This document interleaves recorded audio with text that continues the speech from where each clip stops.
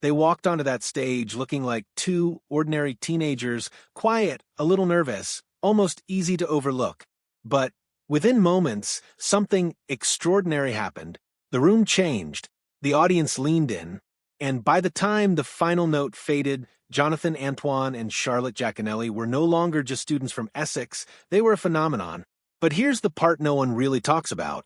Because while the world saw harmony, applause, and standing ovations, something else was quietly unfolding behind the scenes. A shift, a question, a tension that would eventually change everything. What really happened between Jonathan and Charlotte after the spotlight faded? Was it loyalty that kept them together, or limitations that pulled them apart? And when the music stopped, what was left? This is the story behind the voices. The moments you didn't see, and the truth that's far more complicated than anyone expected. Before the fame, before the millions of viewers, before the pressure of the spotlight, there were just two teenagers living very ordinary lives. Jonathan Antoine and Charlotte Jaconelli attended West Hatch High School in Essex. They weren't a duo. They weren't even particularly close. They were simply two students who loved music, each following their own path, unaware that their lives were about to intersect in a way that would define their futures. The turning point came in the most unexpected setting. Not a competition, not an audition, but a wedding. Their music teacher, Jeanette Brown, had a simple idea. She wanted her students to perform at her wedding, and something about Jonathan and Charlotte stood out to her. She paired them together, asking them to sing The Prayer, a song known for its emotional depth and technical challenge. At the time, neither of them thought much of it, but the moment they began to sing, something clicked. Jonathan's powerful, operatic tenor blended with Charlotte's smooth, theatrical soprano in a way that felt almost effortless. It wasn't just technically impressive, it was emotional, moving, and completely unexpected. Even they were surprised. That one performance, meant to be nothing more than a heartfelt contribution to a teacher's special day, became the foundation of everything that followed. Because after that, they started to wonder, what if this wasn't just a one-time thing? With encouragement from their teachers and vocal coaches, they began training together, refining their sound, building trust, and slowly evolving into something more than just classmates.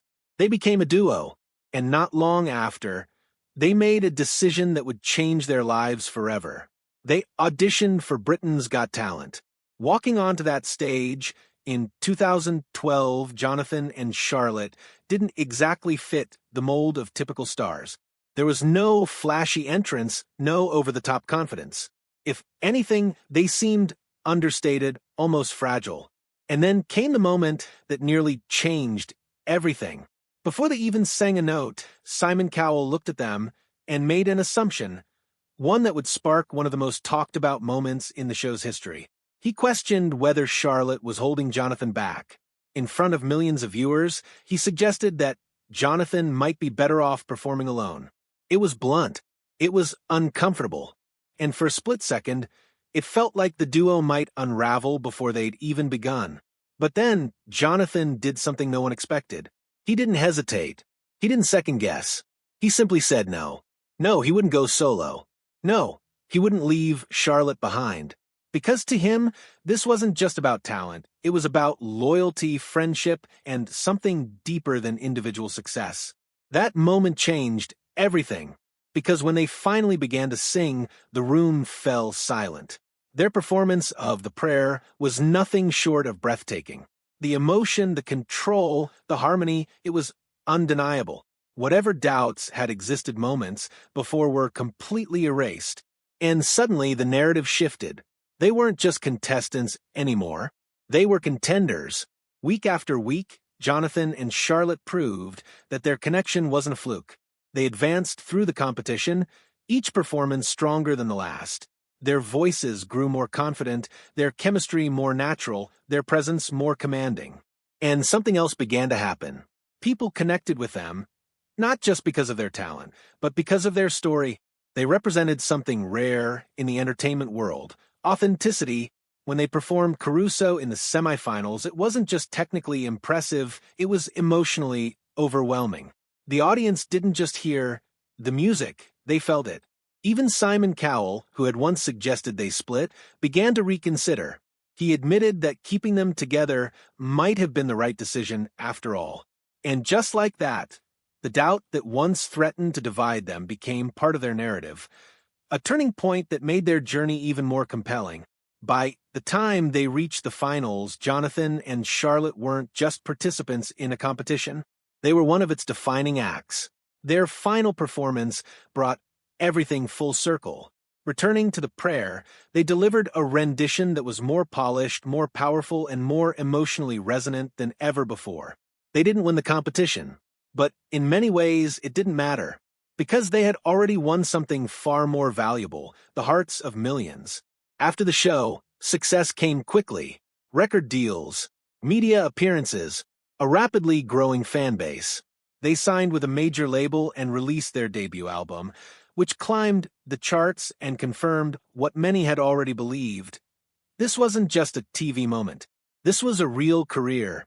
Their second album followed, building on that success while hinting at something subtle but significant: change. Because beneath the harmony, beneath the polished performances and commercial success, something was beginning to shift. Not dramatically, not publicly, but quietly. Their musical tastes, once aligned, were starting to diverge.